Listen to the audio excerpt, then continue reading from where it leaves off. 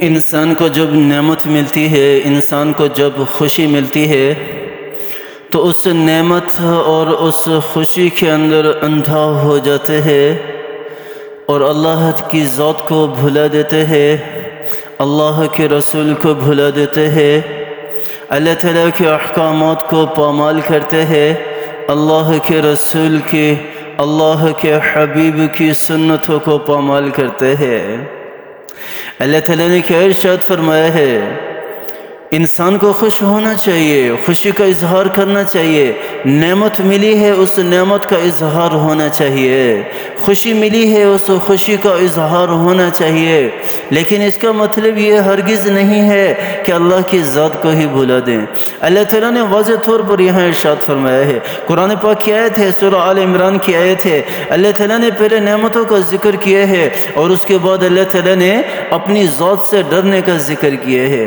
نعمتوں کے بعد تو انسان کو خوش ہونا چاہیے نا، اور نعمتوں کے بعد تو اللہ تعالیٰ یہاں خوشی کا ذکر کرتے نا، نعمتوں کے بعد تو اللہ تعالیٰ یہاں جو نعمتوں کے اوپر ایک مسرت ملتی ہے، ایک خوشی ملتی ہے، اس کا ذکر کرتے، لیکن اللہ تعالیٰ کہہ رہے ہیں کہ نہیں تم نے مجھ سے ڈرنا ہے، نعمتوں کے بعد بھی تم نے مجھ سے ڈرنا ہے۔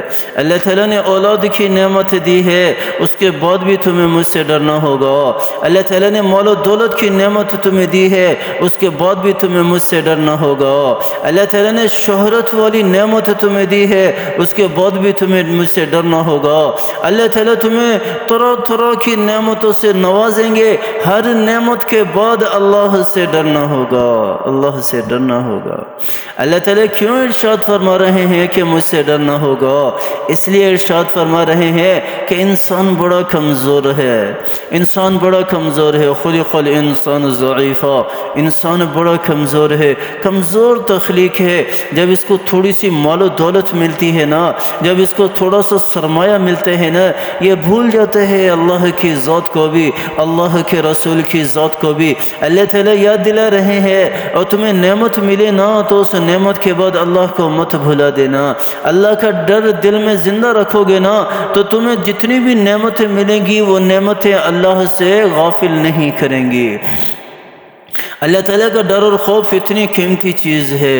تقوی کسے کہتے ہیں؟ تقوی اسی کو تو کہتے ہیں، یہ جو دل کے اندر اللہ کا ڈر زندہ ہوتا ہے نا، یہ جو دل کے اندر اللہ کا خوف پیدا کرتے ہیں نا، یہ اللہ کا خوف، اللہ کا ڈر، یہ سارا کا سارا یہی تو تقوی ہے۔ اور پھر اللہ تعالیٰ نے بڑے بڑے انعامات رکھے ہیں اس ڈر کو زندہ کرنے کے۔ اللہ تعالیٰ نے قرآن پاک کے اندر ارشاد فرمایا، وَمَن يَتَّقِ اللَّهَ يُكَفِّرْ عَنْهُ سَيِّئَاتِهِ۔ اللہ تعالیٰ کیا ارشاد فرما رہے ہیں کہ جس نے اللہ تعالیٰ کا ڈر اور خوف اپنے دل کے اندر زندہ کر لیا نا، اللہ تعالیٰ اس کے سارے کے سارے گناہ معاف کر دیتے، یکفر عنہ سیئاتہ، مٹا دیتے ہیں، دھو دیتے ہیں صفا۔ اللہ تعالیٰ نے دوسری جگہ ارشاد فرمایا، وَمَن يَتَّقِ اللَّهَ يَجْعَلْ لَهُ مَخْرَجًا وَيَرْزُقْهُ مِنْ حَيْثُ لَا يَحْتَسِبُ۔ اللہ تعالیٰ ارشاد فرما رہے ہیں، اور جو جس نے اپنے دل کے اندر اللہ کا ڈر اور خوف زندہ کر لیا نا، تو میں ساری دنیا اگر اس کے اوپر تنگ ہو جائے تو اس کے لیے راستے کھولتا چلا جاؤں گا۔ وَيَرْزُقْهُ مِنْ حَيْثُ لَا يَحْتَسِبُ، اور ایسی جگہ سے اسے رزق دوں گا، ایسی جگہ سے اسے رزق دوں گا کہ اس کے ذہن و گمان میں بھی نہیں ہوگا۔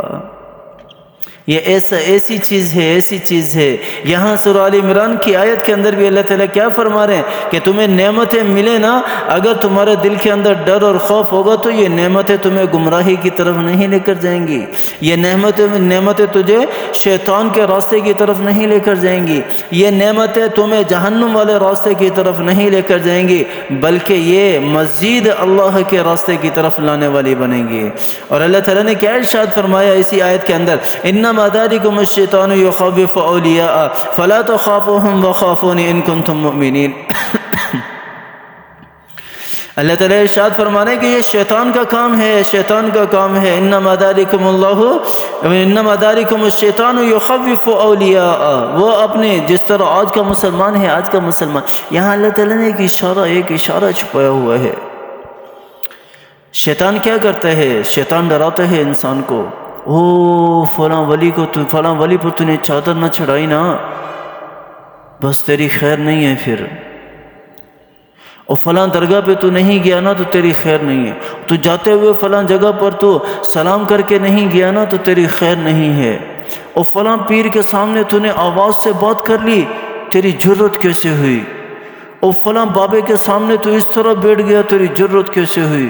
یہاں مجھے حضرت عمر رضی اللہ تعالیٰ عنہ کا واقعہ بھی یاد آ رہا ہے۔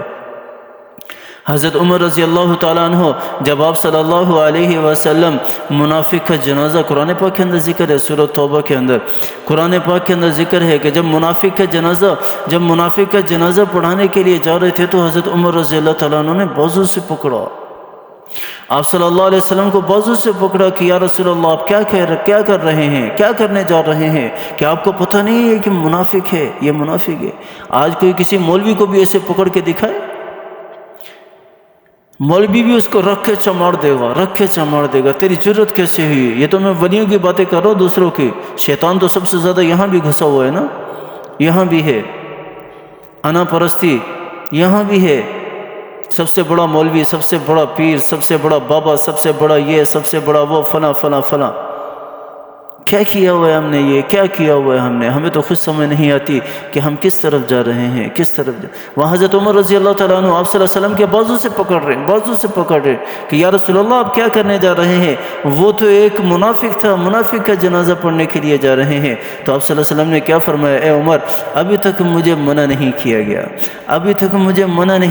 گیا، اور جب مجھے منع کر دیا جائے گا نا تو میں نہیں پڑھوں گا۔ اللہ تعالیٰ نے قرآن پاک کی آیتیں نازل کر دی، لا تصلی علی احد منہم مات ابدا ولا تقم علی قبرہ،